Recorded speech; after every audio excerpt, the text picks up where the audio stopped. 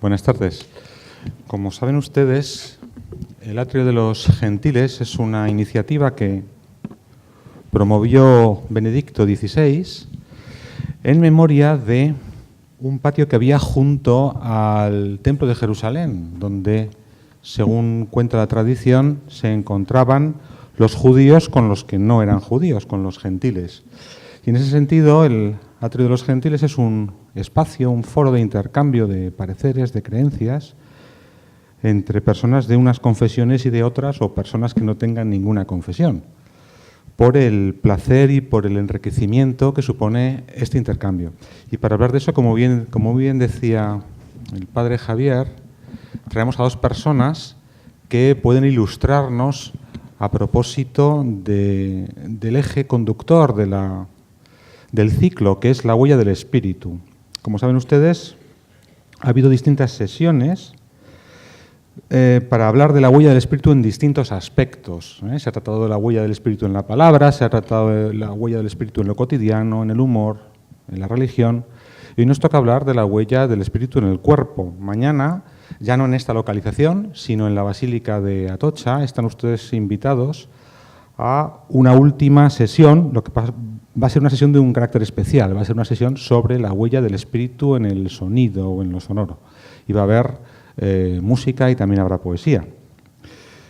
Entonces, lo primero que quería hacer era saludar a los invitados, a Raquel Lanceros. Buenas tardes, Raquel.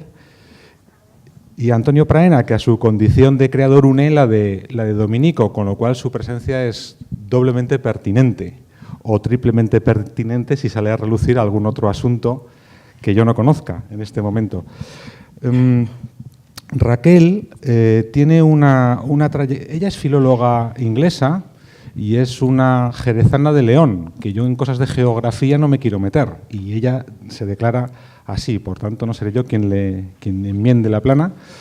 Se ha dedicado intensamente a la poesía, es autora de diversos libros como Leyendas del Promontorio, Diario de un destello, que se ha publicado también recientemente en francés, en edición de Du Paquebot. Los ojos de la niebla también es otro libro suyo. Y también es una poetisa, yo digo poetisa, luego si quieren me abofetean al salir, que ha recibido importantes galardones, que han reconocido su trayectoria, entre otros el premio Unicaja o un Accessit Adonais o el premio Antonio Machado en Baeza. De modo que, a ver el enfoque que Raquel, con su perfil y con su experiencia, consigue aportar a este asunto de la huella del espíritu en el cuerpo. Buenas tardes, Raquel.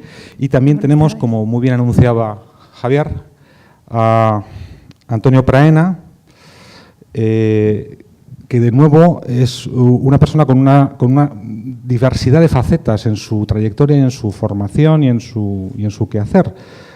También es un creador. Ha escrito, entre otros poemarios, Humo Verde, Poemas para mi hermana, Actos de amor, y recientemente ha publicado Yo he querido ser grúa muchas veces. Ha recibido también diversos premios, como también un Accessit Adonais, o el premio José Hierro o el Tiflos. Entre su profesión, digamos, de todos los días, está la de enseñar teología en Valencia, si yo estoy bien informado, y también es alguien que se dedica con frecuencia a escribir ensayos sobre diversos temas de su competencia, como por ejemplo la teología, pero también tiene afición por el cine, de modo que a lo mejor el público agradecería en el transcurso de esta conversación que nos hicieras alguna recomendación de alguna película que pudiera venir a colación del asunto que hoy nos reúne. Te lo digo al principio para que te lo vayas pensando.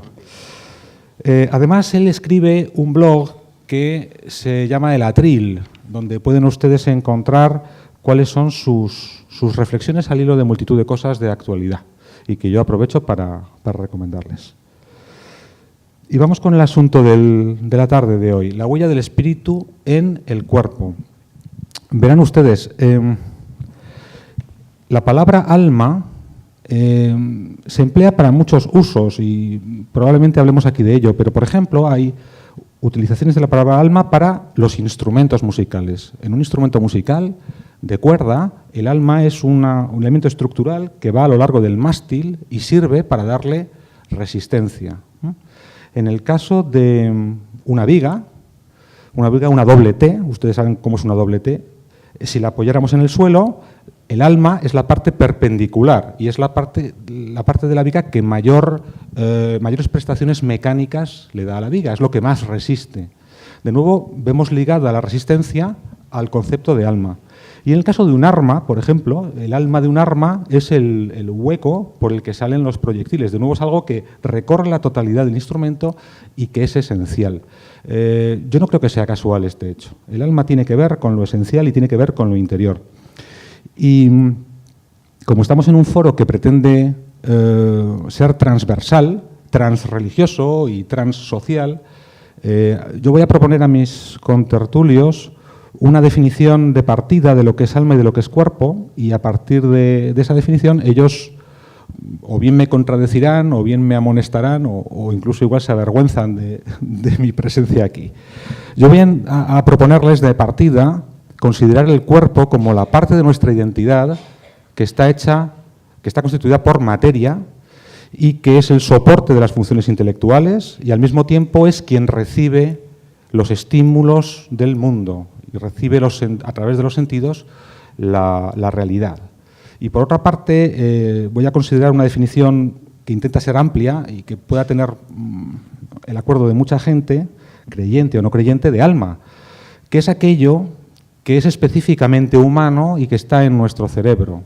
Ya saben ustedes que Aristóteles pensaba que los animales también tienen alma, pero vamos a circunscribirnos a lo humano. Entonces, el alma vamos a partir de que es aquello que nos permite, por ejemplo, imaginar, por ejemplo, proyectar, amar, detestar o escucharnos a nosotros ahora. Entonces, yo os pregunto a los dos, ¿qué entendéis vosotros por alma? Y en vuestra experiencia personal, ¿cuál es la relación de esa alma que acaso tengamos, con vuestro cuerpo? ¿Quién quiere empezar? Buenas tardes. Gracias a Raquel y a Álvaro pues, por esta gentileza y este detalle de compartir con nosotros y de darme la oportunidad de entablar pues, un diálogo con ellos y con todos ustedes. Bueno, para no dar demasiadas vueltas y que la poesía vaya poco a poco levantando el vuelo. No sé si se escucha bien, amanezco el micro. ¿Bien? Ustedes, me permito llamarles vosotros, si en algún momento no escuchan o no entienden, por favor hagan un signo con su cabeza que yo tomo nota enseguida y así creo que el coloquio y la comunicación es más clara, más profunda, ¿no? Bueno, la pregunta que Álvaro hace así de manera espontánea no la tengo suficientemente clara, quizá por mi formación y por mi trayectoria y por mi identidad de dominico y en cierta manera también aristotélico tomista, él acaba de citar ya a Aristóteles. Tengo una visión de la relación del alma con el cuerpo bastante materialista. Y en ese sentido, lo vamos un poquito hablando y desgranando, en ese sentido, bueno, no concibo el alma separada del cuerpo y al hablar del alma, tanto desde un punto de vista teórico como desde quizá mi propia experiencia personal o mi experiencia como creador, tendría que ligarlo a la materialidad, en el sentido más material del cuerpo, de mi cuerpo, de la historia, de mi historia, porque la historia también es historia de lo que existe, es tiempo. Y como creador, pues también al cuerpo, a las palabras de los poemas, ¿no? De los poemas que he leído y que me han influido y de mis propios poemas, sean o no mejores, peores, más poema o menos poema. Entonces, para mí, el alma, Álvaro, es aquello que da forma y que da sentido y que da capacidad de amar y muchas otras cosas más que creo que irán apareciendo a la persona en su totalidad y en su corporalidad. Dejando un poco la filosofía, y lo mío es más la teología que la filosofía, considero que el alma es la forma plasmada de la imagen y la semejanza de Dios en el ser humano. Creo que alma, o que mi alma es directamente pues aquello que la mirada de Dios, al crearme, imprime en mí. Es lo que Dios ve cuando me mira, ¿no? Y en ese sentido, pues es lo que posibilita en mi cuerpo, en mi historia, en mi relación, en mi capacidad de amar y muchas otras cosas que insisto, aparecerán. Lo que imprime en mí, pues esa huella, esa imagen y esa semejanza es la forma corporis, la forma que Dios imprime en mí y que a la vez me hace también pues irrepetible, ¿no? Gracias. Raquel, ¿qué cuentas sobre el particular? Hola, buenas tardes. Se escucha bien también, ¿verdad? Encantada de estar con todos ustedes y, por supuesto, con mis compañeros Antonio y Álvaro. Yo soy consciente de que quizá en la conversación imprimiría un carácter más dinámico que yo disintiera. Sin embargo, no puedo disentir hasta ahora, porque yo también tengo una concepción de alma muy ligada a cuerpo y me voy a explicar. Todos nosotros, todos los integrantes de la cultura occidental y mucho más allá los integrantes de otras culturas orientales, entendemos perfectamente, de manera heredada, la distinción entre cuerpo, materia y alma, espíritu, como halo, soplo que infunde vida a lo material, a lo que se ve y a lo que se toca.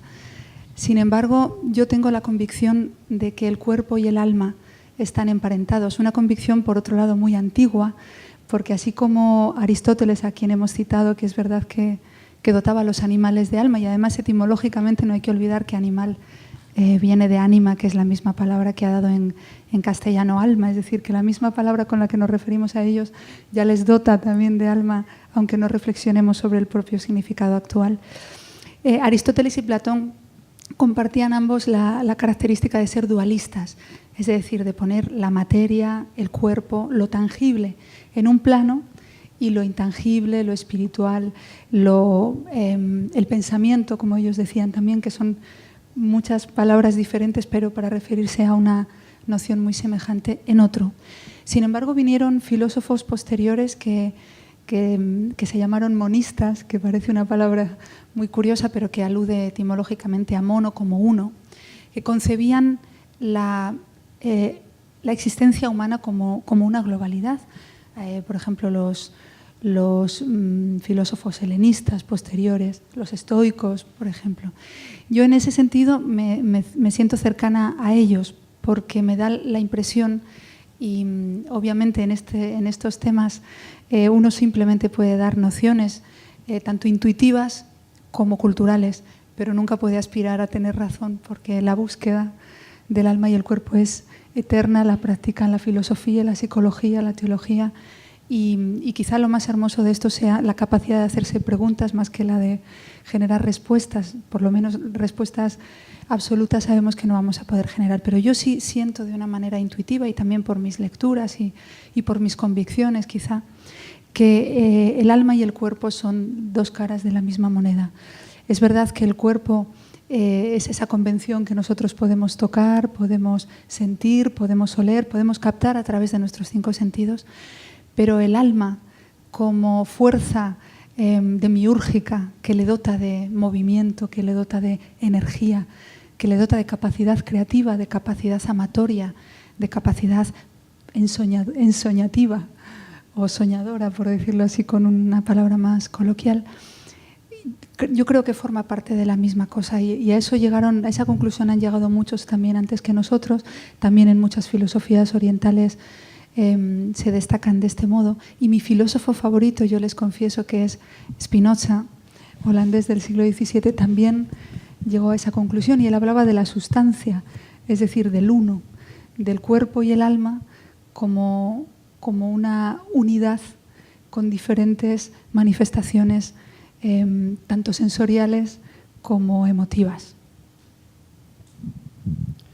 Si llego a saber que Spinoza era tu filósofo favorito, hubiéramos traído aquí la ética demostrada según el orden geométrico, porque es un libro extraordinario. Pero ha salido a relucir, tanto en la intervención de Antonio como en la tuya, el alma, vamos a decir algo que igual es un desatino, pero ustedes sabrán perdonarme, el alma espiritual. Pero también los psicólogos emplean la palabra psique, y psique también viene del griego, y era una palabra que se empleaba para referirse al alma, ¿no? Entonces yo quisiera saber cuáles son las relaciones, a vuestro entender, entre esa alma espiritual de la que se ocupa la religión y esa alma que no es especialmente religiosa y que concluye con la muerte y que reside en nuestra cabeza, ¿no? Que es la psique. Se comunican una y otra, tienen que ver, son lo mismo, se caen bien una a otra, se llevan bien. ¿Qué opinas, Antonio? Bueno, pues así como lo plantea, no lo tengo absolutamente claro. Quiero pensar que se llevan bien porque, como ha dicho Raquel, quizás sean la cara de la misma moneda, en el sentido de que una psique puramente como suma y producto de un ejercicio, de un dinamismo material. Bueno, bien, no sé qué podría ser. Para mí, el alma espiritual, por la que tu pregunta religiosa, no podría existir sin esta, si la aceptamos o la suponemos, base biológica, psicológica, cerebral, la expliquemos desde distintas facetas, puramente material, puramente como cúmulo de procesos cognitivos o cúmulo de costumbres que la evolución nos ha llevado a desarrollar. Es decir, el alma espiritual creo que está desde el primer instante, desde el primer ser humano que aparece en el mundo, ¿no? Y quizá para mí estaría la aparición del ser humano y luego llevado a la propia biografía desde el primer instante en el que nosotros somos nosotros, ligada a la materia, sin ningún tipo de duda. ¿Que existe ese elemento espiritual? Yo es que acepto que sí, porque acepto que es previo. Quiero decir que lo podemos considerar sin tenerlo presente. Podemos observar el alma humana desde un punto de vista médico, biológico, físico, si queremos solamente, ¿no? Es un acto de fe y quizá es un acto de experiencia aceptar que esa realidad ya, aunque sea físicamente, es un acto o es un hecho milagroso, misterioso y en cuanto tal para mí religioso, ¿no? Yo es ahí donde me quedo. Y para mí en ese sentido, evidentemente el alma es una realidad religiosa ligada a la otra, quizá a la misma cosa y quizá precediéndola y conduciéndola, aun cuando la dejen en libertad para poder prescindir de esa mirada, de esa comprensión o de ese acercamiento o de esa explicación, perdón por repetirme, religiosa de la misma, ¿no? No sé si me aclaro mucho, si me hago entender. Me quedo así un poco de espalda y no... Sí, sin duda. Raquel, ¿tú cómo ves esa relación entre el alma religiosa, el alma de la psicología? ¿Qué tienen que decirse una a otra, en tu opinión? Pues, perdónenme si yo arrimo siempre el ascua a la sardina de la etimología y del origen de las palabras. Como filóloga que soy, a lo mejor no puedo evitarlo, pero es que para comprender la realidad lingüística y terminológica yo necesito saber lo que significan las palabras. Religión, como todos ustedes saben, viene de la palabra latina religare, que significa unir de nuevo, volver a unir.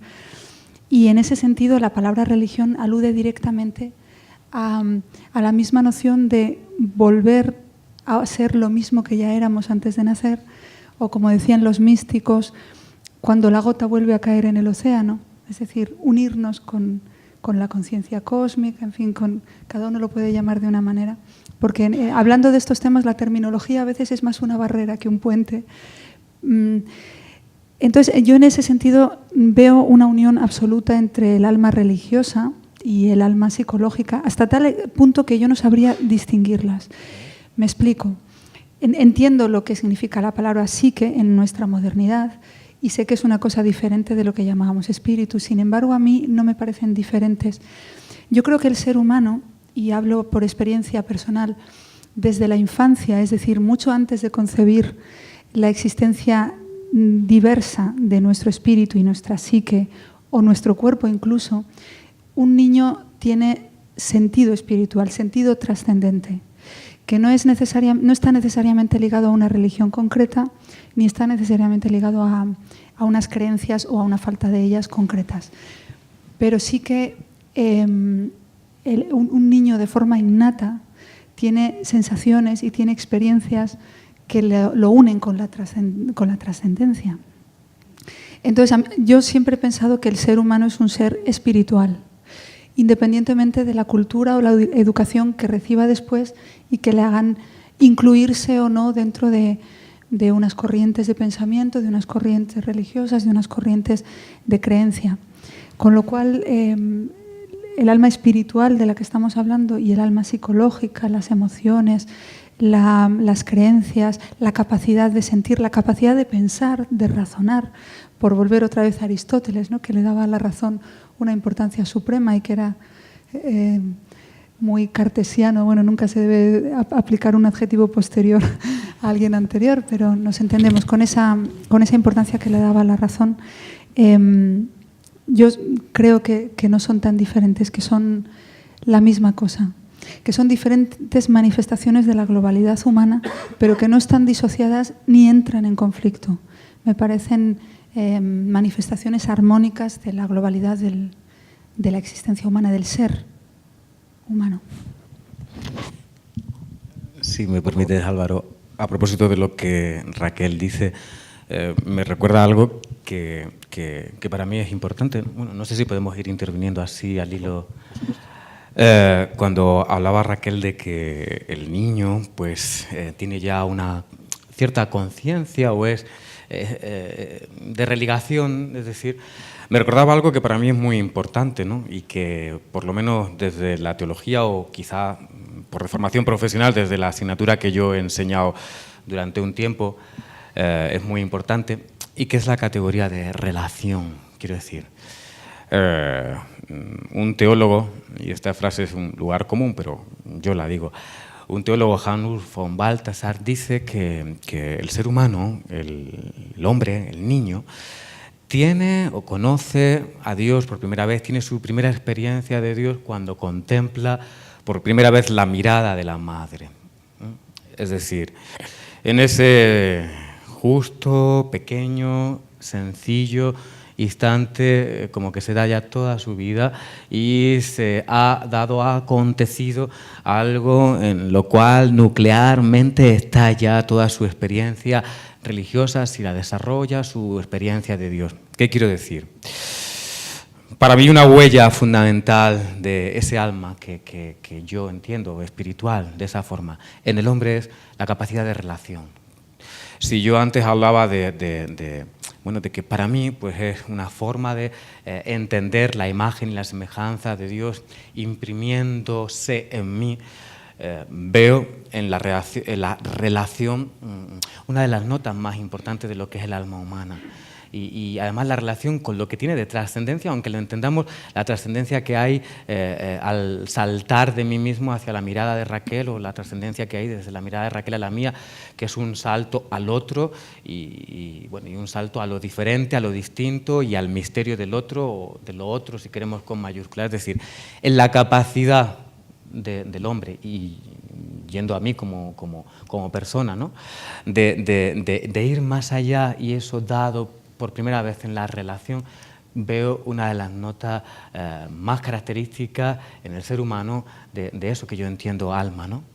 Y si lo llevamos a la poesía, pues hecho de que, por ejemplo, yo lea un poema de Raquel, de los que he leído muchos, por ejemplo, me emocione, consiga entrar en comunicación profunda conmigo, se establezca una relación que nos sitúa a los dos en un ámbito de misterio, es un acto religioso. Y como experiencia también para mí ha sido de lo más bonito encontrar en poetas que no manifiestan una creencia religiosa explícita o adherida a una corriente concreta, encontrar que sus versos, sus palabras, que es una forma de su cuerpo también, ¿no? y un fruto de su lenguaje y de toda la experiencia y el bagaje acumulado en ellos, encontrar en ellos algo que a mí me ha despertado el clamor del misterio y me ha despertado la emoción profunda, ¿no? Eso es el alma en su acción comunicativa más intensa y más bella, ¿no? Y es lo bonito, yo lo encuentro en estas cosas. ¿Puedo decir una cosa? Sí, claro. A mí me estaba recordando lo que estaba diciendo Antonio, porque estoy absolutamente de acuerdo que el alma se manifiesta en toda su plenitud en la relación con el otro, que a la vez es el mismo. Decían los místicos hinduistas: ama al prójimo porque el prójimo eres tú. Entonces, yo creo que ese niño o esa niña que por primera vez se mira reflejado en los ojos de su madre, está viendo al otro y a la vez está viendo a sí mismo, que a mí me parece otra de las características del alma, en mi humilde entender, esa capacidad de ser uno, porque nos engloba a todos los seres humanos. Por eso la poesía es capaz de comunicar a hombres y a mujeres de diferentes épocas, de diferentes culturas, y a la vez nos individualiza. Y somos uno y somos nosotros a la vez. Entonces eso me parece absolutamente mágico, y esa es una de las características posiblemente más misteriosas y más gozosas del alma, ¿no? Aquello que decía también Miguel Hernández: llega un momento en que hay que saltar del corazón al mundo. A mí en ese verso me parece ver el alma escapándosele al poeta y saltando al mundo. Bueno, quizá porque somos poetas, al final para hablar de alma necesitamos ejemplificarlo con versos, ¿no? Pero la poesía, como no, tiene mucho de anímica. Ya que ha salido el tema del nacimiento y de los bebés, parece ser que, según los psicólogos, el recién nacido no tiene conciencia de ser un ser distinto de la madre. ¿De acuerdo? Y se han hecho estudios estudiando cómo dirige la mirada el recién nacido ante 3 mujeres. Y nada más nacer, el 100% de los niños, la totalidad de los niños que nacen en este mundo, reconocen la voz de la madre, porque desde que tiene oídos, lleva oyendo una voz. Entonces, cuando hablan 3 madres o 3 mujeres, el niño se fija más, se mide el tiempo que tarda, el tiempo que invierte el niño en mirar, y dedica sobre todo miradas a su madre. Y además el niño y los seres humanos tenemos unas neuronas en la zona frontal, son las llamadas neuronas espejo. Entonces esas neuronas valen para imitar. Por esa razón, cuando alguien bosteza, nosotros bostezamos. Eso también les pasa a los monos, porque tenemos un mecanismo que nos lleva a imitar. Entonces, ese tipo de mecanismos cerebrales son los que construyen esa unión indestructible. Bueno, los adolescentes ya consiguen destruirla, pero hasta que uno se convierte en adolescente es una unión con la madre que es indestructible. Y como habéis hablado también de la India, yo quería decirte algo que igual te interesa, Antonio, y que viene a colación de lo que estamos hablando. En la India, ¿sabes cómo llaman al aire inspirado? Lo llaman muy parecido a tu apellido, lo llaman prana. ¿Vale? Tú eres casi aire inspirado. Entonces, parece ser que ellos piensan, o hay gente en la India que piensa, que el aire inspirado, el prana, entra en nuestro interior, al respirar, recorre el cuerpo y va a una serie de lugares estratégicos que ellos llaman chakras, donde se concentra una determinada energía. Es decir, parece ser que, según estas creencias, la energía nos viene del aire inspirado. Hay una relación entre la energía y el aire, y esto de nuevo nos remite, y esto es lo que hará las delicias de Raquel, a la etimología, porque ánima viene de ánimos, que significa viento, espíritu viene también de viento, y también psique o psique, no sé pronunciarlo bien, también venía de viento. De modo que hay conexiones entre lo más sutil de este mundo, o lo más sutil dentro de lo material, que es la atmósfera, que es el aire, y la fuerza y el impulso que tiene el ser humano. os veo con muchas ganas de hablar de poesía, y entonces, como vais a hacerlo, mi papel es reteneros algo para que no empecemos ya a hablar de poesía, ¿no? Yo quería ver, aparte de la poesía, que es algo que estaréis pensando, qué otros fenómenos hay en lo humano que puedan ser manifestación de la acción del espíritu, del alma. Yo no sé por qué tengo tendencia a considerar el alma como algo individual, y hay gente que considera el espíritu algo más colectivo. Por ejemplo, Hegel hablaba del espíritu absoluto, o el Espíritu Santo, pues es como alguien que bueno, de esto sabe mucho Antonio, que voy a decir yo ahora, ¿no? Entonces, a mí me gustaría que os preguntarais en voz alta y que compartierais con nosotros que, aparte de la poesía, que ya sé que vais a pensar así, ¿qué otras manifestaciones hacen patente la acción del espíritu en el género humano? ¿Sigo yo o rompemos? No sé, se me ocurren muchas y a la vez quizá ninguna sea convincente. Es que no se trata de convencer para nada, ¿no? Al contrario, me gustaría, no sé, pensar en voz alta, equivocándome, claro. Yo, siguiendo un poco la línea de lo que señalaba al principio, veo algo fundamental en la libertad. Es decir, la libertad del ser humano, de incluso en sus términos más radicales, ir contra lo que biológicamente pudiera interesarle o pudiera serle pertinente, me parece un signo de la presencia de un alma trascendida y que va más allá de lo meramente biológico, corporal, ¿no? No sé si es necesario explicarlo. Ponerme en una huelga de hambre, amar, incluso más allá de lo que es corporal y psicológicamente soportable muchas veces, amar incluso, y por qué no referirlo, de forma casta, que es una opción, como otras muchas, ¿no? Que no es que ponga al margen las tendencias y las aspiraciones y las necesidades biológicas, sino que ha optado por hacerlo libremente de otra forma. Me parecen que son huellas del espíritu en lo corporal, ¿no? La libertad. Sí, yo estoy muy de acuerdo. Yo creo que si hay algo, digamos, que distingue lo espiritual de lo corporal, sería esas acciones que emprenden muchos seres humanos que son capaces de desafiar su propio instinto de supervivencia. El instinto de supervivencia se supone que es algo muy ligado a lo material, que todos tenemos a sangre y fuego, pero sí que se dan muchas manifestaciones en los seres humanos en las que hay impulsos supramateriales que desafían incluso nuestra supervivencia, ideales que hacen que nuestra supervivencia en ese momento nos importe poco. La libertad que ha mencionado Antonio sería una de ellas. Hay muchas personas que prefieren no seguir viviendo a vivir en unas condiciones de falta de libertad terribles, inhumanas, insostenibles. También una palabra que se dice muy poco y que yo echo mucho de menos, que además se ha impugnado un poco el significado de la palabra que voy a decir ahora, que es la palabra dignidad. A mí me parece una palabra fundamental y me parece que distingue mucho lo humano, lo espiritual, quizá de lo animal. La dignidad es esa actitud que hace que uno acepte la vida solo bajo unas condiciones de autorrespeto.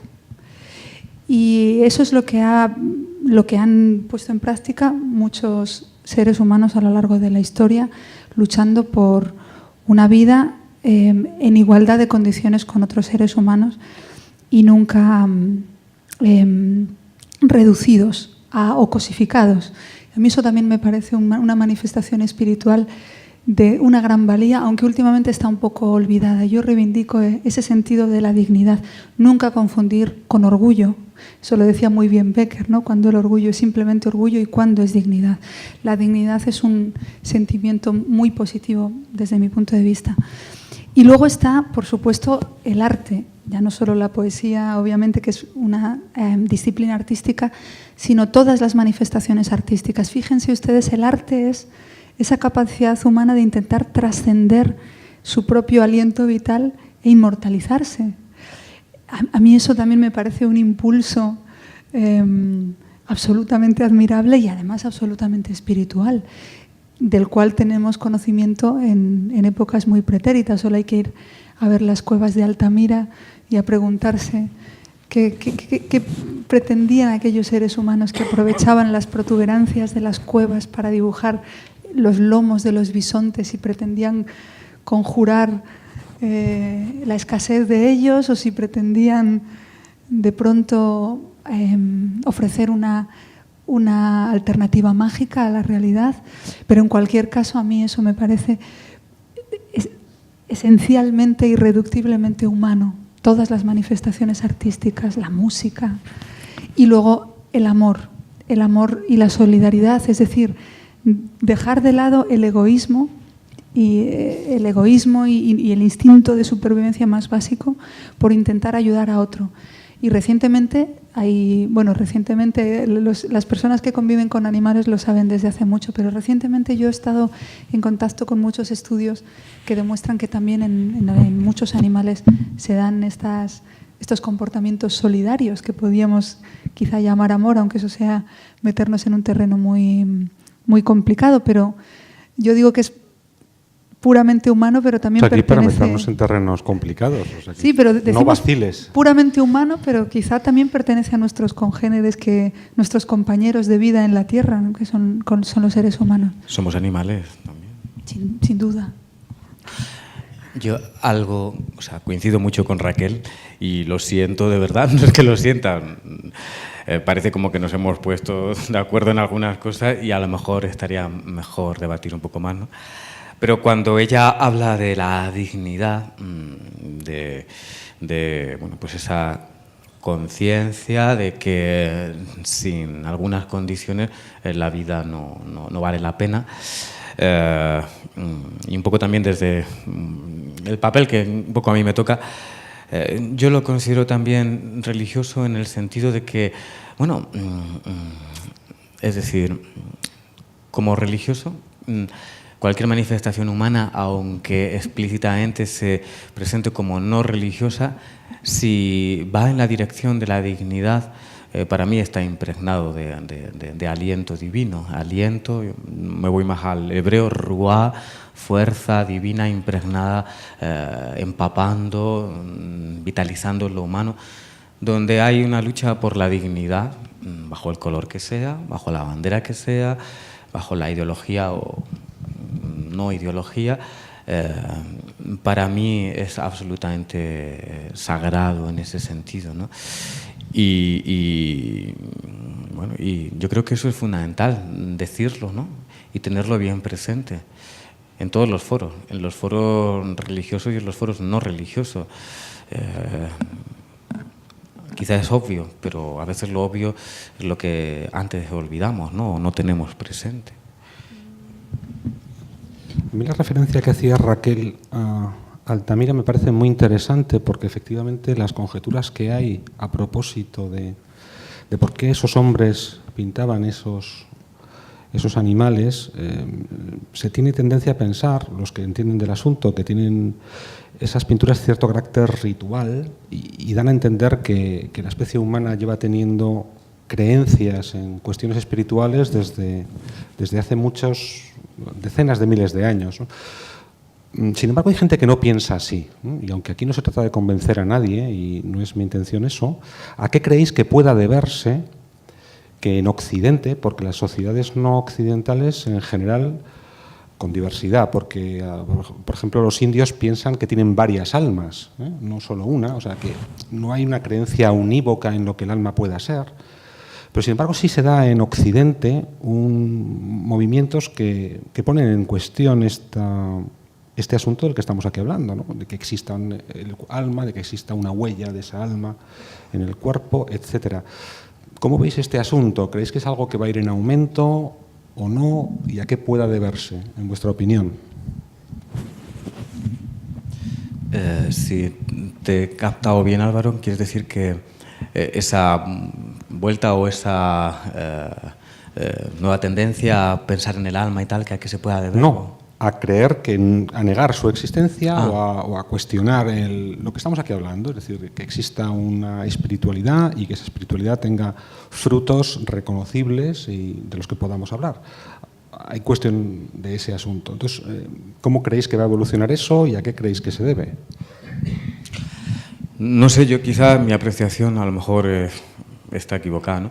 Pero veo por muchos lugares signos de una especie de nueva religación o de una vuelta hacia cuestiones de alguna manera que van más allá de lo material, ¿no? No sé por qué, y de alguna manera algunos señalan que es un signo de la posmodernidad. Si es que estamos en la posmodernidad, que ya no lo estamos, estaríamos en la transposmodernidad o en la neomodernidad, no lo sé.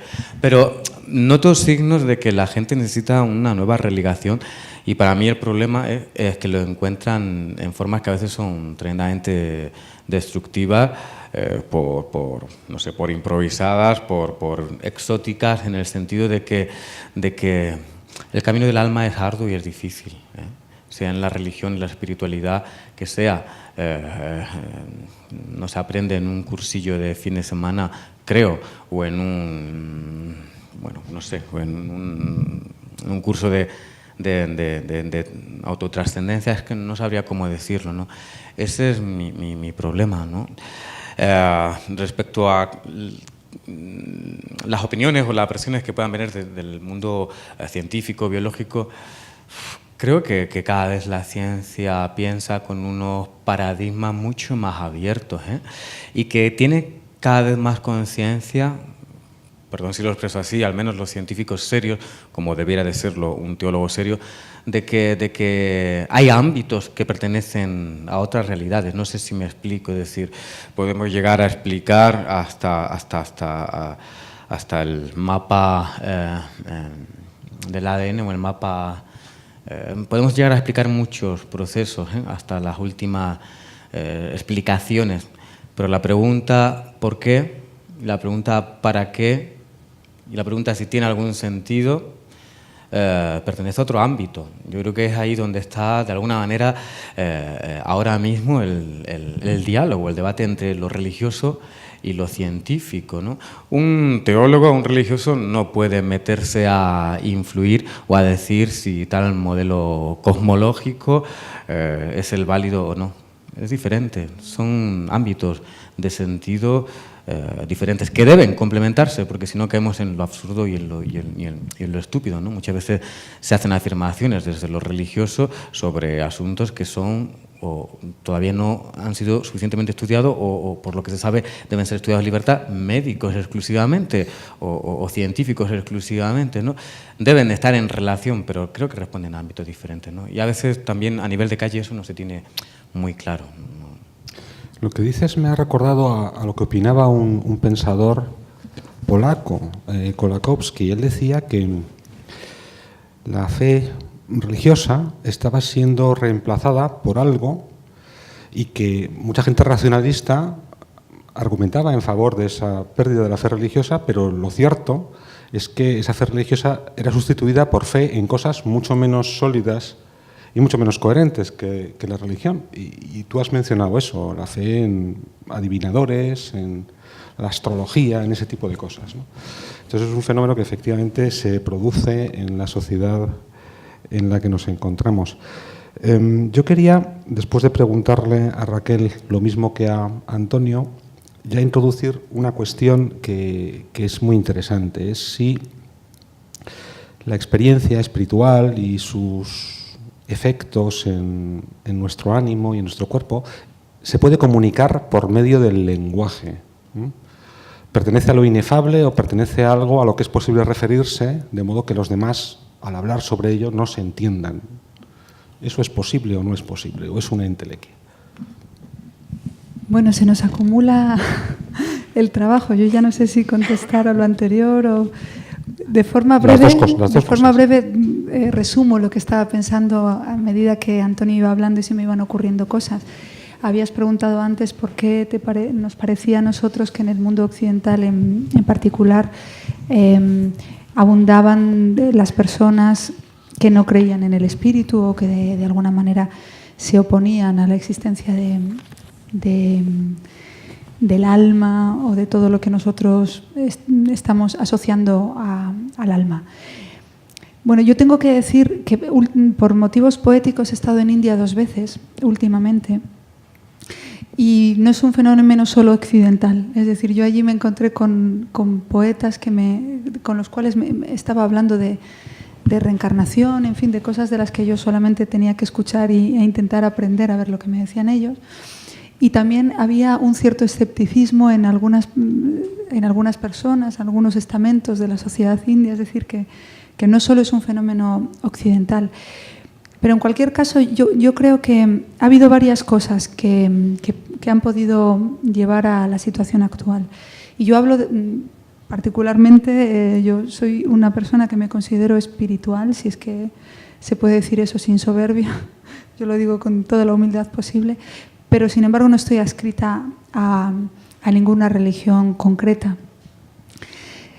A mí me parece que ocurren 2 cosas. En primer lugar, que las religiones como poderes fácticos en momentos de la historia en Occidente han ejercido quizá un dogmatismo o a lo mejor incluso en algunos momentos una opresión de ideas contrarias, digo históricamente, que a lo mejor se han quedado en el subconsciente colectivo y hacen que la gente con menor o con mayor criterio rechacen todo lo que les suena a antiguas imposiciones. Y esto es algo que explica mucho de lo que tú has dicho. Luego, por otro lado, está la ciencia que todos admiramos y de la que todos nos beneficiamos cuando nos ponemos enfermos o cuando queremos entender muchas cosas. Sí que llama la atención. Yo, por ejemplo, he tenido un padre con enfermedades, con depresión, por ejemplo, y llama mucho la atención ver cómo una pastilla puede hacer cambiar el estado de ánimo de alguien. Porque de pronto tú te pones a reflexionar y dices, pero entonces ¿el alma qué es? Porque el estado de ánimo entra dentro de lo que yo llamo alma. Pero sin embargo mi padre se ha tomado una pastilla y le ha cambiado, y no hay que más que oír a los grandes médicos, por ejemplo, como Severo Ochoa, que adornan nuestro palmarés internacional, que decía que los estados de ánimo eran física y química. Entonces, sí que es cierto que el individuo actual y yo misma nos enfrentamos a una contradicción que, por un lado, obviamente, las razones científicas no son muy valiosas, pero por otro lado también sentimos, yo siento al menos, que existen muchas cosas que la ciencia no puede explicar, y efectivamente Antonio tiene toda la razón, que muchos científicos cada vez más aperturistas no ven tampoco ya esa disyuntiva, ¿no?, entre la ciencia o las creencias espirituales, las religiones, etcétera, porque hay todavía tanto campo desconocido que las grandes preguntas de las religiones, de la filosofía, siguen sin tener respuesta a pesar de la ciencia. Pero sí que es verdad que la visión cientificista hace que a lo mejor alguien se pueda mostrar escéptico, es decir, lo que todavía no se ha respondido, quizá la ciencia lo responda algún día, y por eso nos parece todavía misterioso. Cabe preguntarse eso. Entonces, digo, en un intento de explicar el fenómeno actual, a lo mejor de descreimiento espiritual, ¿no? Muy bien. Perdón. Al hilo de lo que dice Raquel, es que a mí me parece, que es importante, ciertamente. No sé si lo sé explicar.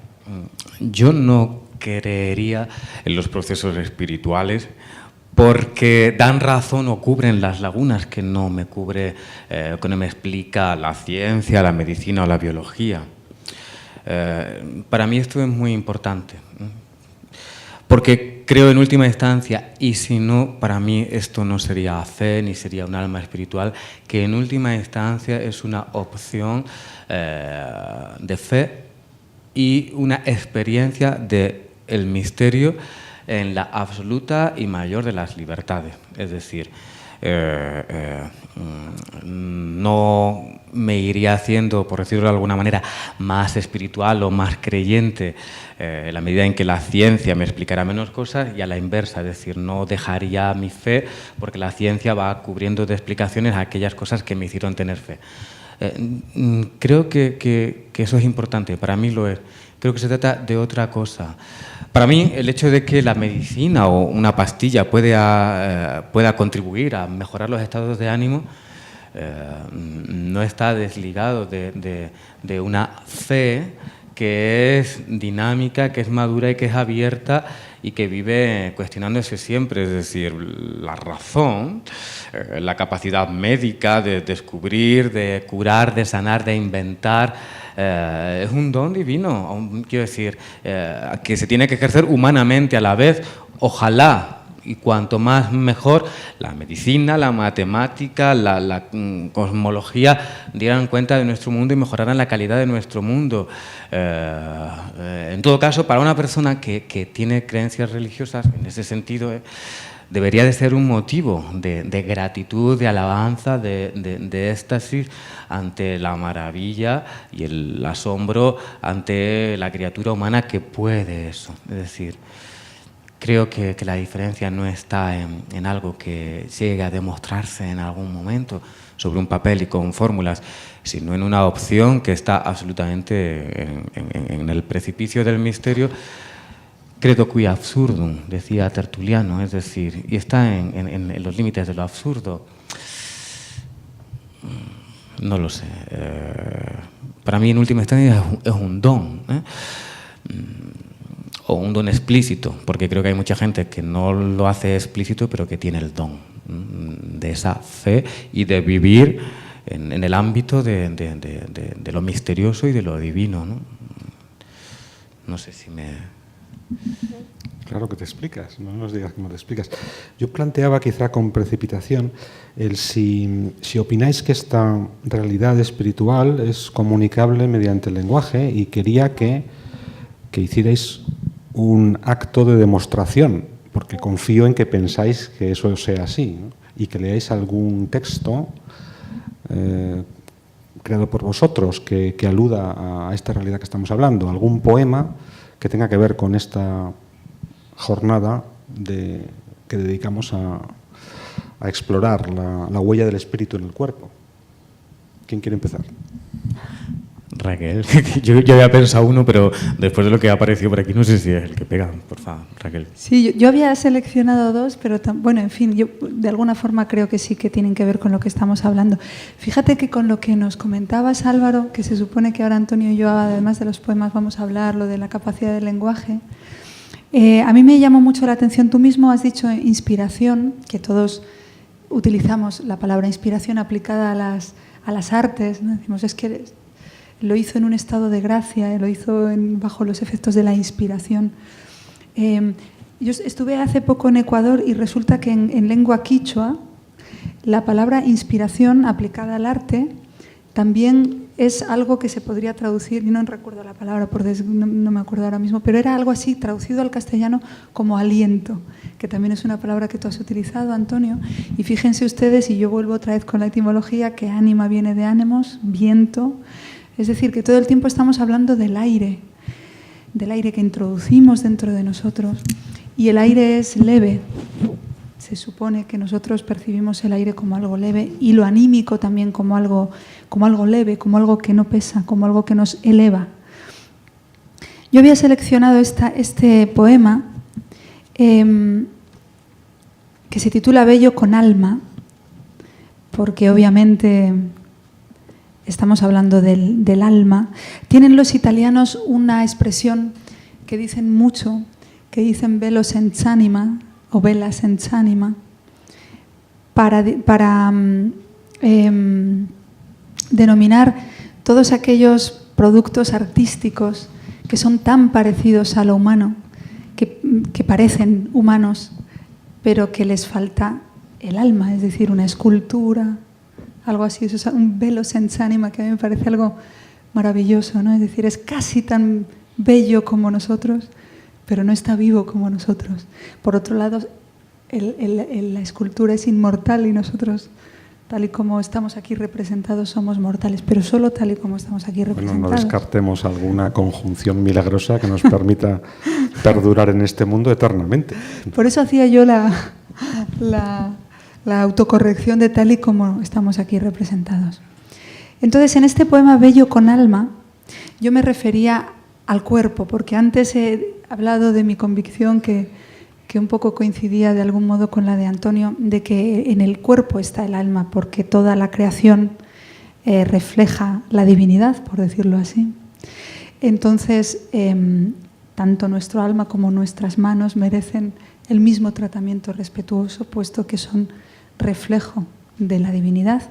Y este era un poema en el que yo intentaba redimir al cuerpo de tanta mala fama arrastrada a lo largo de ciertos siglos, ¿no? Y de darle toda la sacralización que yo creo que merece y que estoy convencida de que posee. Así que lo comparto con ustedes. Casi todas las cosas las sabías, querido cuerpo mío, frágil lente de fuego. Casi todas las cosas que he aprendido me las anticipaste con un temblor ligero, con una obcecación inexplicable, con el ánimo huidizo de las nubes, con un festín de ganas, lástima de certeza inadvertida, cuánto esfuerzo de análisis, qué dura disección de la existencia, para que al fin el algoritmo de la razón arroje un resultado idéntico al fruto de la piel. Sabiduría instintiva de la usanza, código secular de la epidermis, acerca a mí tu cáliz.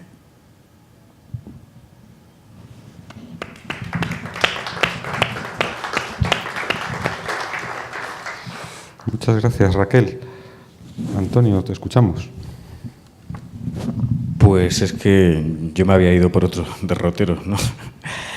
Y había pensado un poema de Yo he querido ser grúa y lo he dejado ahí en una bolsa. A ver, tenía por aquí también, bueno, no sé, yo me había ido más bien por la línea de ver cómo, bueno, en mi caso, y de forma así pues tan clara y tan llana y tan directamente, mi condición creyente o religiosa influye o puede dejar su huella en el cuerpo de un poema, ¿no? Claro, el problema para mí estaba en cómo hacer eso sin controlarlo y, segundo, alejado de los tópicos a veces tan cursiles, sensiblones o repetidos, en los que a veces lo religioso llega a convertirse en obra de arte, ¿no? No quiero parecer, bueno, despreciativo, ¿no? Simplemente me estoy dejando llevar un poco y hablando así de forma clara, ¿no? Entonces había aquí un poema que en realidad son dos partes, quizás sea muy largo, me voy a leer solamente la segunda, que es elegía y responso de actos de amor, ¿no? Y bueno, pues en donde eso de lo que hablaba Raquel, que es el amor como expresión o como huella en lo corporal hasta sus líquidos más íntimos, de la capacidad espiritual y amatoria del hombre. Creo que la capacidad amatoria del hombre es total y absolutamente espiritual. Bueno, pues puede llegar a dejar huella, está presente en nosotros, ¿no? Y bueno, pues es un responso, ¿no? El poema que voy a leer, un responso por Javier, una persona a la que antes le he dedicado una elegía, ¿no? No sé por qué lo leo, pero lo leo. Responso. Que los potros de Cristo te salgan al encuentro, que canten para ti los coros de los ángeles y que el gesto rotundo de tu animal mandíbula sea ya solamente belleza. Espero que ahora entiendas mis lágrimas absurdas sobre el cuerpo del mundo tantas veces vertidas, porque esos manantiales que riegan las praderas que ahora estás pisando son pena trashumada que mi llanto por ti, Javier el de los ojos oscuros y palomas, Javier el de los brazos palabra y arteriales, roció sobre las verdes llanuras de la patria. Yo quiero que descubras, en esa luz total que al fin todo lo explica, que el llanto que se llora sobre el cuerpo de un hombre engendra en el Edén arroyos de agua virgen para aquellos que amamos en este valle oscuro. Bebe en ellos, Javier, guerrero hermano mío, tú que estás en la vida, no te olvides de mí.